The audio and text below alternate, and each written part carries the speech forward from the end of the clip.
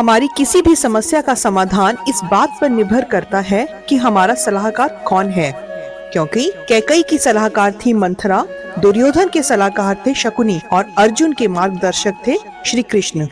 महाभारत के युद्ध में श्री कृष्ण अर्जुन के सारथी थे और पूरे युद्ध में उनसे आगे ही रहे।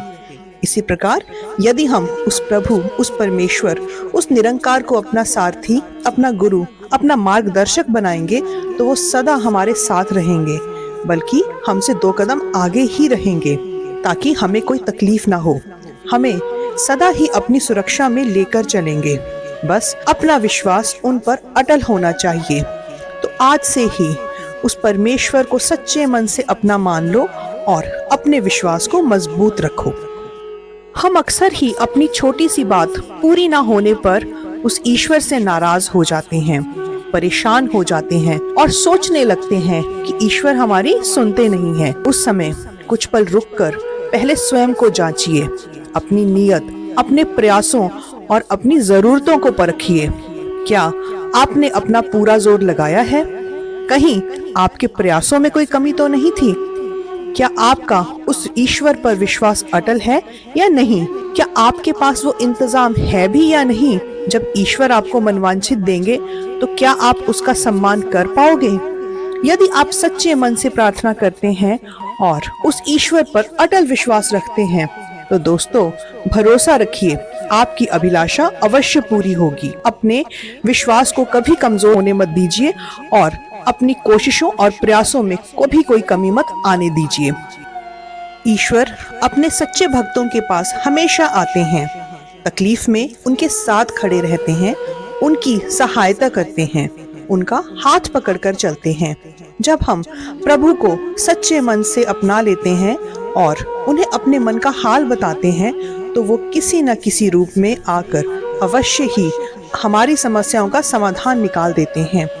प्रभु जिस भी रूप में आए, होते वो साक्षात ईश्वर ही हैं। ईश्वर सभी जीवों के अंदर वास करते हैं, इसलिए हमें सभी प्राणियों और जीवों का सम्मान करना चाहिए, क्योंकि जब हम सबका सम्मान करेंगे तो किसी न किसी रूप में, प्रत्यक्ष या परोक्ष, हम ईश्वर का ही सम्मान करते हैं और उन्हें प्रसन्न करते हैं। तब उस समय, हमारी मुसीबत के समय, ईश्वर भी किसी न किसी रूप में आकर हमारी मदद अवश्य करते हैं। हमारी जिंदगी में अच्छा और बुरा वक्त आता रहता है, लेकिन हम बुरी यादें और बुरा वक्त हमेशा याद रखते हैं और अच्छी यादों को जल्दी ही भूल जाते हैं। लेकिन याद रखें, हमारा बुरा वक्त हमें खुद की और लोगों की कद्र करना और परख करना भी सिखा देता है। वक्त की खास बात यही है कि वह गुजरता रहता है, किसी के लिए भी नहीं रुकता। बस जब बुरा वक्त चले तो सब्र करें और जब अच्छा वक्त चले तो शुक्र करें। बुरा वक्त किसी को बताकर नहीं आता। हम ना तो उसे बदल सकते हैं और ना ही आने से रोक सकते हैं। हम केवल पहले से तैयारी कर सकते हैं।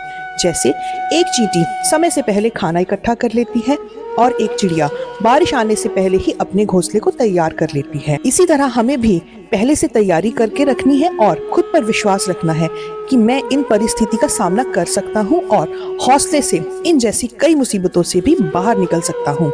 खुद पर विश्वास एक ऐसी शक्ति है जिसकी मदद से असंभव को भी संभव किया जा सकता है, जिसकी मदद से बड़ा कार्य किया जा सकता है। जब तक आप खुद पर विश्वास नहीं करते, आप सफलता के लिए संघर्ष ही करते रहोगे। दुनिया में अगर आपको सबको पीछे छोड़कर आगे जाना है तो अपने पर पूरा विश्वास रखो और अपना काम पूरी मेहनत, ईमानदारी और अच्छाई से अकेले रहकर करते रहो। कई बार हम दूसरों को देखकर सोचते हैं कि हमारे पास ये नहीं है या वो नहीं है, काश मेरी जिंदगी भी उसके जैसी होती, काश मेरी किस्मत भी वैसी ही होती। हमारी जिंदगी का सफर हमारा है, उसमें हमारे लिए अच्छा ही लिखा है। बस खुद पर यकीन करना होगा और वो भी ऐसा यकीन कि मैं ये कर सकता हूँ। तो अगर आपके जीवन को बदलना है, अपनी परिस्थितियों को संवारना है, खुद को बेहतरीन बनाना है तो खुद पर विश्वास रखें।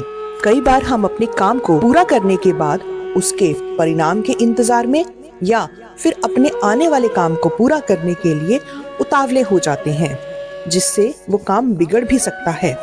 हमें सब्र करना चाहिए ताकि हम किसी भी काम को अच्छे से समाप्त कर सकें और बेहतरीन परिणाम हासिल कर पाएं, क्योंकि जल्दी में लगाया गया निशाना हमेशा अपने लक्ष्य से बाहर ही जाता है। हम धैर्य पूर्वक किसी भी लक्ष्य को भेद सकते हैं। धैर्य ही एक ऐसा शस्त्र है जो विकट से विकट परिस्थिति में भी मनुष्य को मानसिक संतुलन दे सकता है और आने वाली चुनौतियों से निपटने के लिए हौसला भी।